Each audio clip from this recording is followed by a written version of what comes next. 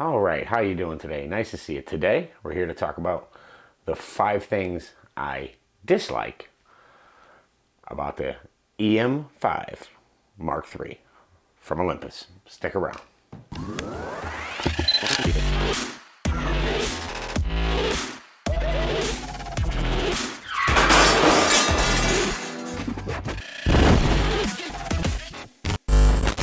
All right, when I say that we're going to talk about 5 things that I dislike about the EM5 Mark III, they're not really dislikes so much as things I would change.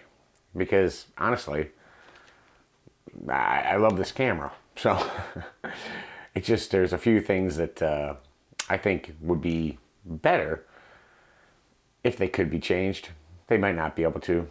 I've found workarounds for them all, so none of them truly bother me all that much, but I had to temper my 5 favorite things with 5 things that I didn't like. So anyway, let's start it off with number 1. All right, number 1. Touchscreen. Touchscreen works in the super control panel. Touchscreen works for the targeting pad, which by the way works amazingly well. Targeting pad is one of the best I've ever used. But you can't scroll the menus. You can't scroll through the menus with the touchpad. What is that? Why is that even that way? Super control panel, bam, double tap, you can get in and make adjustments. That's super cool, you know. But I mean, it would be nice to be able to tap and scroll through the menus with the touchpad. Number 2, high ISO performance. All right, it's the elephant in the room. I know we talked about in one of my previous videos my workaround for high ISO performance, but I feel like if it could be better, if there was a way with the Micro Four Thirds sensor to make it a little bit better, it would be awesome. I don't know that there is. I don't know there ever will be. I don't really care. I'm gonna keep using my Micro Four Thirds cameras because I absolutely love them. And again, there's ways around it. But if I'm making a wish list, high ISO performance would be great if I could get that a little bit better. Number 3. So for me, being able to charge this through USB is awesome. It's great. You jump in the car, plug in the USB cable, set it on the seat, keep it charging. But here's the problem. You can't operate the camera while it's plugged in to USB. It can only charge it. You can't operate it. So if I wanted to have it filming, doing video, and not be running off the battery, just be running off of USB power, can't do it the way the camera is. So that would be great if you could do that. Like my Lumix G9, which is the one I'm filming on right now, I can power it right off the USB and run it without a battery. So yeah, that would be cool if they could add that to it. Is it needed? Not really, but seeing as we're making a wish list, that would be cool. Number 4, and back onto that point of being able to just plug it in and charge it, which is a great option. Battery life. Now I know they say this thing is rated for like 300 or 400 shots. It drains the battery fairly quickly, in my opinion. Coming from DSLRs and from my EOS R, it drains the battery quite quickly, faster than now I know there's a lot of stuff going on. There's a lot of, you got your rear screen, you got your viewfinder on. You can shut all these things off, or you can just shut the camera off when you're not shooting, which is my workaround. I'll shut off the LCD and I'll shut off the camera, and that extends that battery life quite a bit.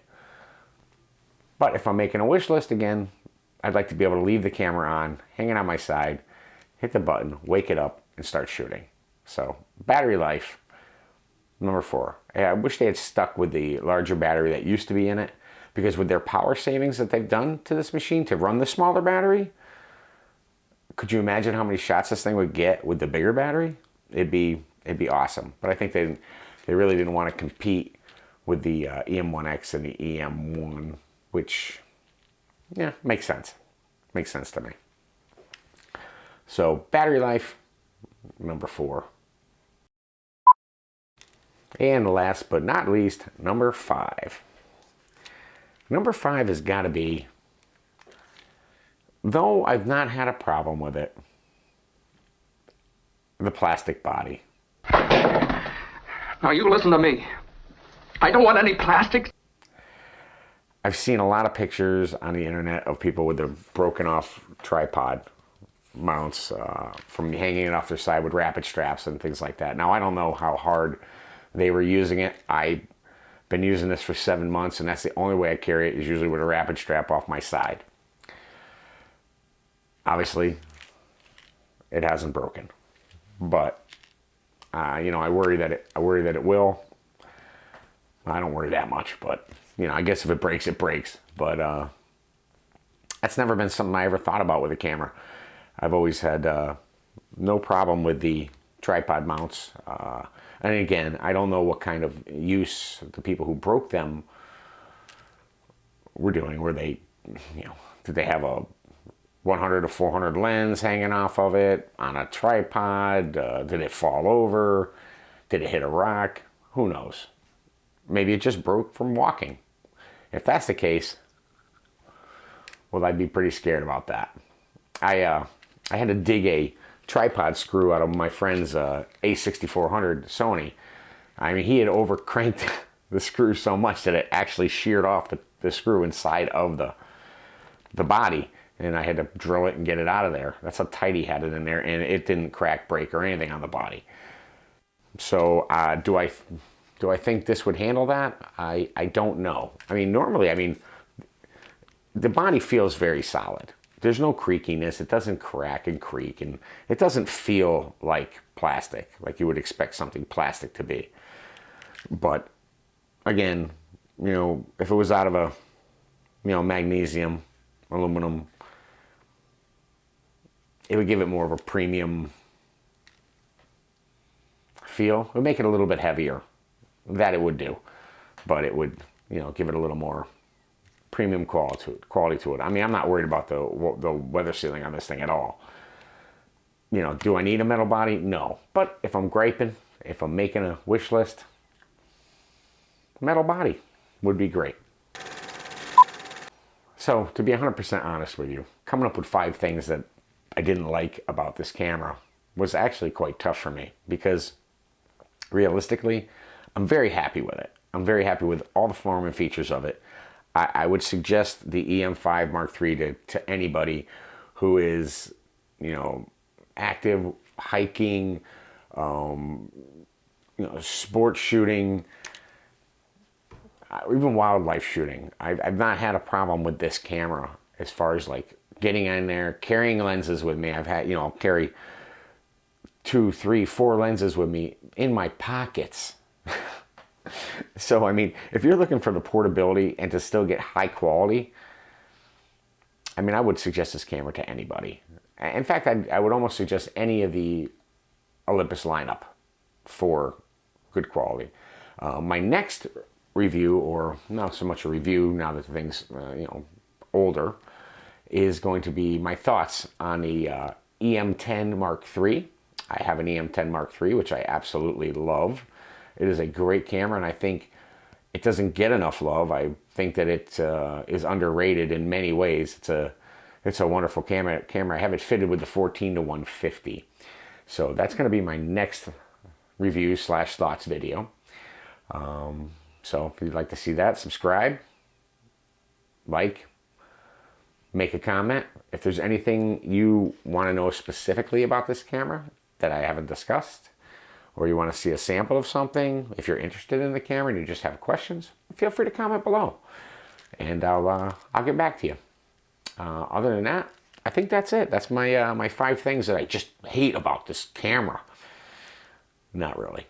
It's griping more than anything. Anyway, thanks for stopping in.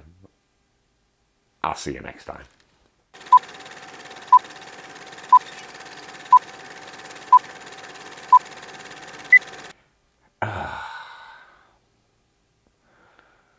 struggling here.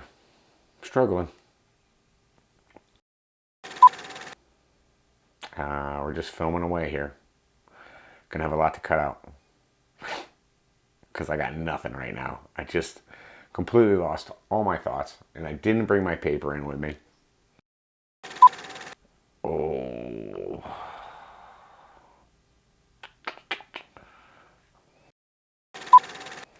Are you serious right now? Complete blank. Drawing a complete blank.